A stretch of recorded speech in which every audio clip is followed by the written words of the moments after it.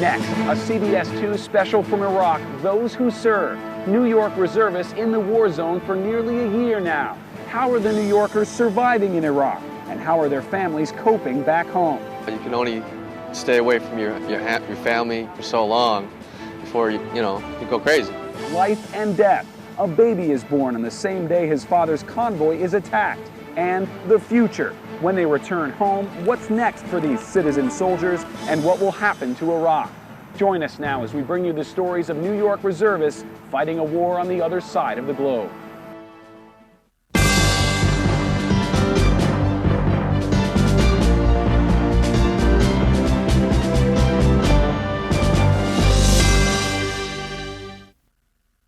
Hello from Kirkuk Air Base in northern Iraq. I'm Brendan Keefe.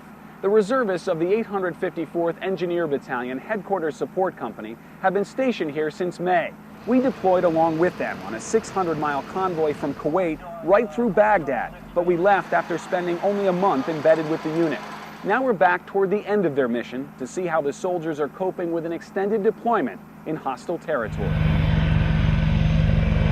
An Apache attack helicopter takes off from Kirkuk Air Base, but there's something else flying through the air over Iraq.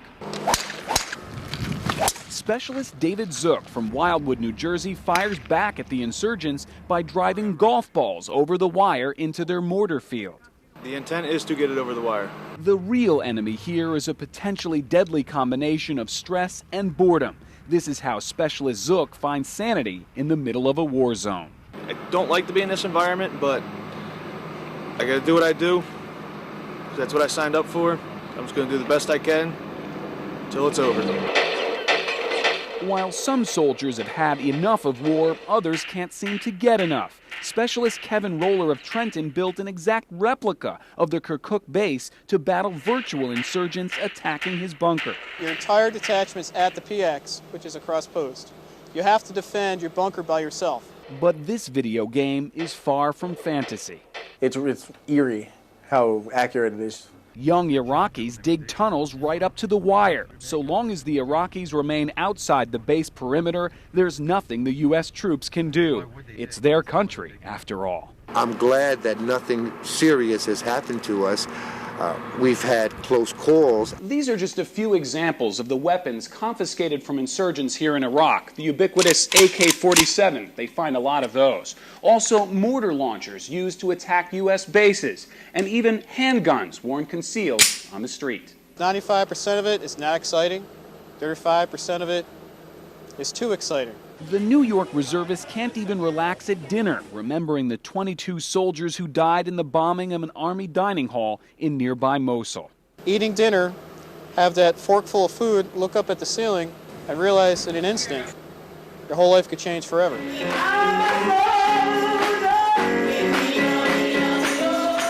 Prayer helps soldiers like Specialist Terry Roche of Brooklyn. The goal is to make it until next Sunday. I think about the time when I'm getting on that plane and this is like a memory. The reservists play practical jokes on each other. Collectively, they've read hundreds of books organized by specialist Antonio Ramos, who sold books at a New York Barnes & Noble before he was called to serve in Iraq. Trained to kill the enemy, the soldiers are now just killing time. We've been here a long time, just ready to go home. I am definitely ready to go home. A lot of us are now more or less anxious because we want to get back home. Mainly, everyone's just really looking forward to getting home. Remember, these are reservists, men and women with families and jobs back home.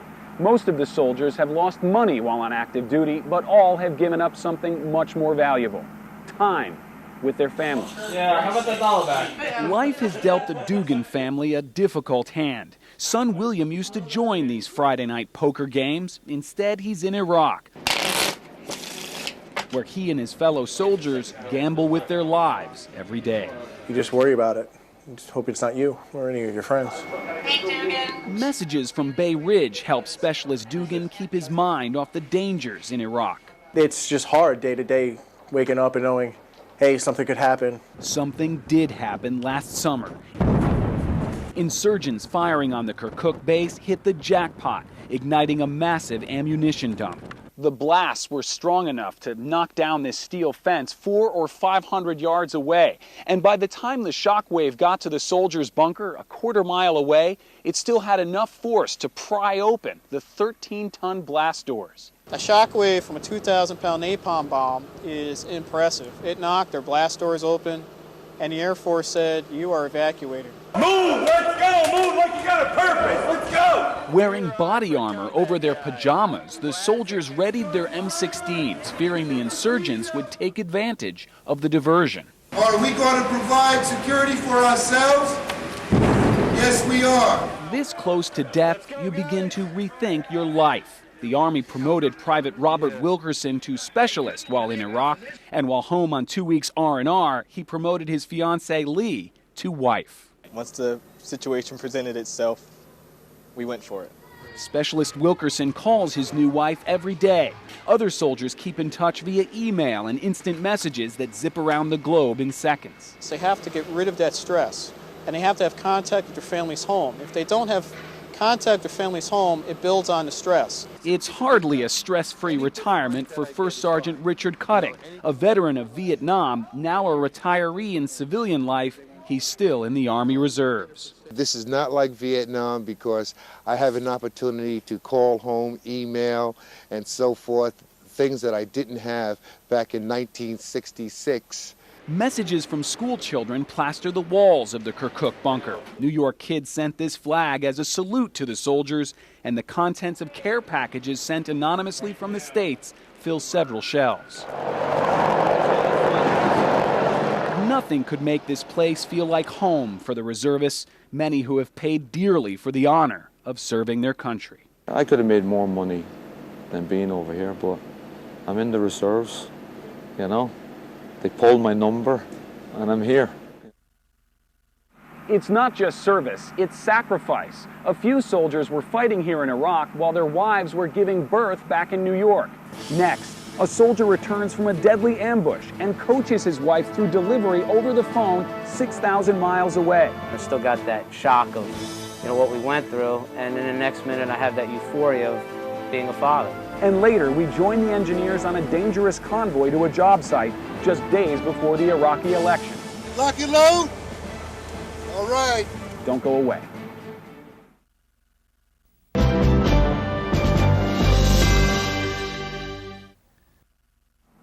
Welcome back to Kirkuk, Iraq. The phone has been a lifeline for the New York reservists, but one soldier's call home was literally a case of life and death. What do you see, Kyle? Baby Kyle was a surprise. By the time his mother knew she was pregnant, Kyle's father had just flown to the other side of the world. He called in from Kuwait and I said, "Guess what, honey? We're gonna have a baby." War has torn the family in two. Sergeant Brown wears half of a pendant around his neck in Iraq, while his fiancée Erica wears the other half in New York. The reservist deployment forced the couple to put off their wedding plans. While Sergeant Brown worked on projects rebuilding Iraq, Erica was trying to build a home for their new family. The day Kyle's life began, a soldier's life ended. When the explosion happened, you kind of lose sight of what happened. It's a flash and smoke. Sergeant Brown was driving down this same stretch of road in northern Iraq when insurgents set off a roadside bomb. The vehicle right in front of Kevin was torn apart by the blast, killing a soldier inside. Specialist David Mollenbrock of South Jersey, himself the proud father of a 10-week-old baby girl, was killed instantly. Sergeant Brown pulled the soldier's body from the shattered Humvee. He's never going to be able to see his daughter grow up. Sergeant Brown called his fiancée to report the devastating news, but she had some news of her own. I called looking for help, and she tells me that she, oh geez, she's going into labor. And he actually said to me, "Honey, of all days, you have to have the baby today." And he said, "I'll tell you why later." Kevin stayed on the line, and the hospital patched him into a speakerphone in the delivery room. It was time for her to start pushing, and lo and behold, about 20 minutes later, I had a new son. Little Kyle had taken his first breath just hours after Specialist Mollenbrock had taken his last. Sergeant Brown held the lifeless soldier in his arms that day, yet he couldn't hold his new son. It tore me in two directions, like somebody just ripped me right in half. But Kyle's fight for life was just beginning. Only a week old, the baby suddenly stopped breathing. Fortunately, Erica, a delivery room nurse, administered CPR. He had stopped breathing, and they had to, she revived him, and they rushed him to the hospital. Kyle's condition was stable, but critical. Kyle was placed in intensive care with an unknown breathing problem. 3 times, Sergeant Brown asked the Army if he could go home to see his son. And he was denied 3 times. And our child was in an intensive care unit for a week, and he wasn't allowed. He wasn't critical enough. I don't know, a 10-day-old baby in intensive care, I don't know how more critical than you get. Kyle is now at home and on a breathing monitor. His mother, the nurse, stays home now to provide the round-the-clock care his condition demands. That means Erica's benefits are about to run out. And remember, Kyle's parents postponed their wedding for the war in Iraq. I'm not considered a family member. I'm not a significant other in the Army's eyes. A set of footprints and a picture of Kyle are pinned to the wall next to Sergeant Brown's bed in the Kirkuk bunker. Kevin still hasn't seen his son except in photos, so we brought video of Kyle with us to Iraq. I want to introduce you to your son, Kyle. This is Kevin's first glimpse of the son he's never met. I can't wait to see you holding our son. I want to go home and meet my son. That's all I want to do. The soldier who was killed was escorting the engineers back from a job site. Next, we take that same road to Chemical Ali's summer home, a daring convoy to complete the engineers' mission. Then, the future, when the reservists shed their camouflage back home, what kind of world will be waiting for them? It's like 2 worlds. I'm in this world, but I also have my life back home. And the soldiers' thoughts on what's next for Iraq, when this CBS 2 special from Kirkuk continues.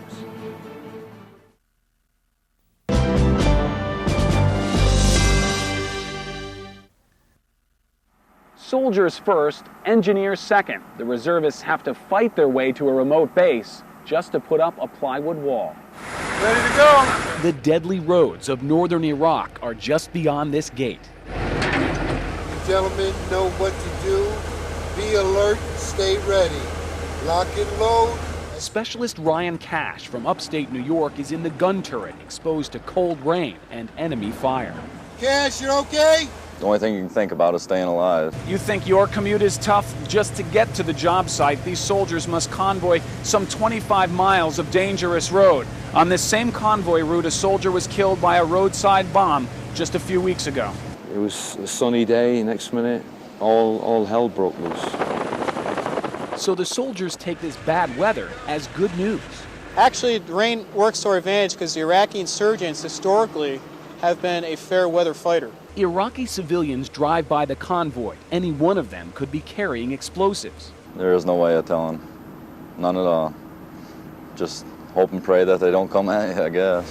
Iraqis again. I don't like these guys. The reservists take extra precaution at Iraqi police checkpoints, frequent targets of roadside bombs. I guess in a way I could compare it to New York driving. You know, you've got your road rage, but it's a different type of road rage. Humor provides as much defense as their helmets and body armor. But we arrive at our destination without incident. The weather was brutal, absolutely. I mean, it's, 40 degrees out, wind blowing extremely high, and then the rain beating down on your face. By the time we got here, I couldn't feel my hands or my face. I'm standing in the notorious Chemical Ali's swimming pool. This was his summer palace, and the engineers are now converting it into a forward operating base of the U.S. Army. This day's mission put up 4 plywood walls. The pounding of the hammer is mixed with the sound of distant gunfire. But more threatening is the setting sun. Before our infantry escorts show up for the convoy back to base, the rising full moon offers both a welcome source of light and an unwelcome omen. Someone turn your lights on. There's an advantage to running under the cover of darkness. It's harder for the insurgents to see you. But tonight we're running white light, which means all headlights on. We're hoping we can drive fast enough to get back to Kirkuk Air Base within 20 minutes. You always feel vulnerable driving in a military convoy on the roads of Iraq, but that feeling is amplified by the darkness. Specialist Cash is on the saw gun with his night vision goggles, scanning for an enemy that is impossible to identify, even in the light of day. Mundane tasks like driving to work can be a real challenge in the war zone, but there is a simplicity to it.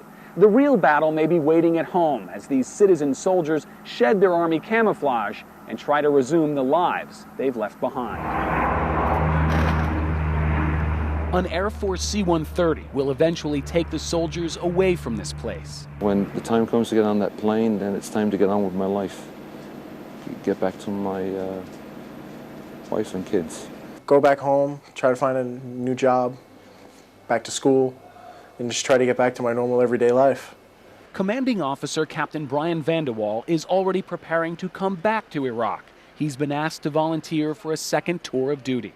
And we're here just to create a democracy and create the Iraqi people the chance to lead themselves. How long will that take? Will the children of Iraq inherit a land without daily bombings and U.S. soldiers?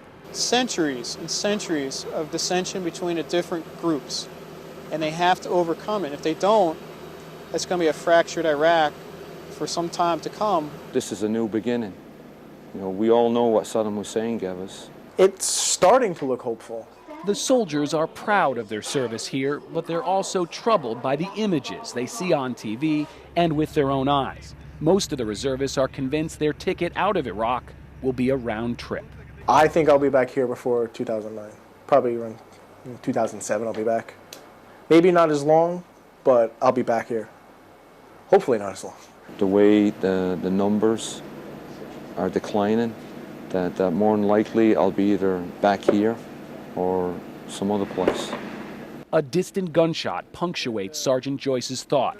He left Ireland for America and joined the U.S. Army Reserve out of a sense of duty. To give something back. That's it. No heroics, just pay my dues. First Sergeant Cutting has served for nearly 40 years. When he says goodbye to Iraq, he'll say goodbye to the Army. This is the end for me. I'm retiring. I am finished. And I just say thank you very much and God bless America. The engineers carry rifles and hammers, destruction and construction. Coming up next, rebuilding Iraq on the front lines, building roads that will eventually take the reservists home. Stay with us.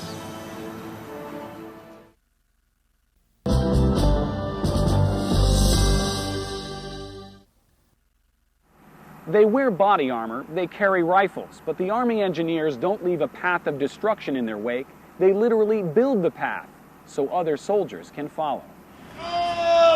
Why does the U.S. Army send carpenters, plumbers, and electricians to a war zone?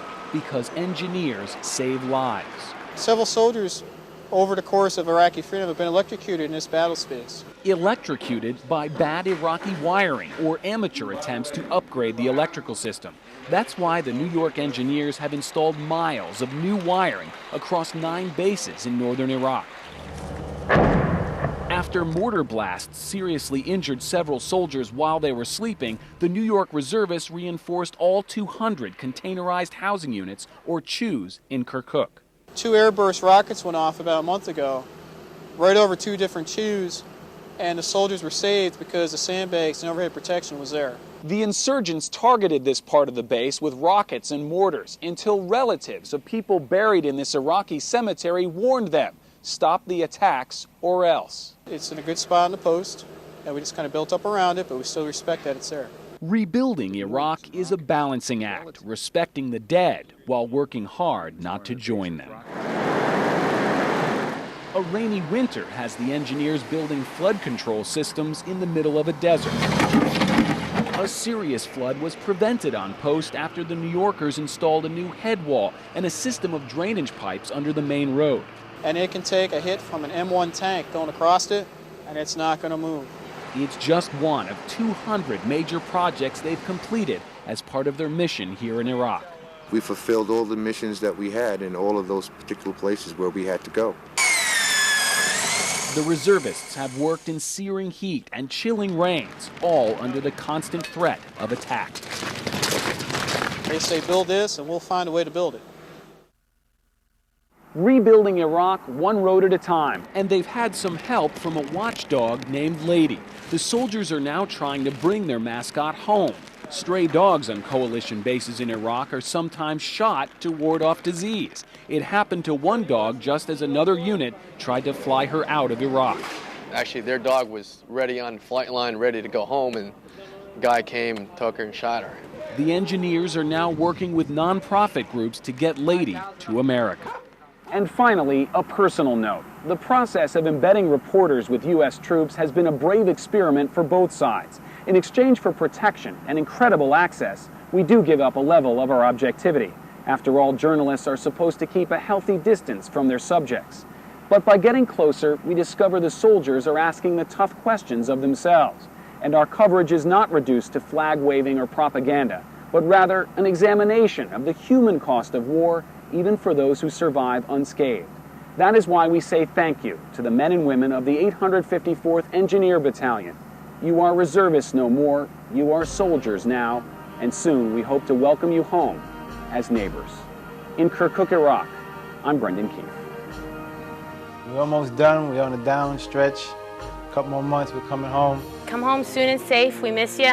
When you come home, we'll give Louie maybe a sister or a brother. Hey honey, just wanted to say hi, miss you a lot, loved your message. And I can't wait to get home too and start on that little girl or little boy. There won't be any brothers or sisters coming from this end, okay? See ya. Hold on, I'm coming.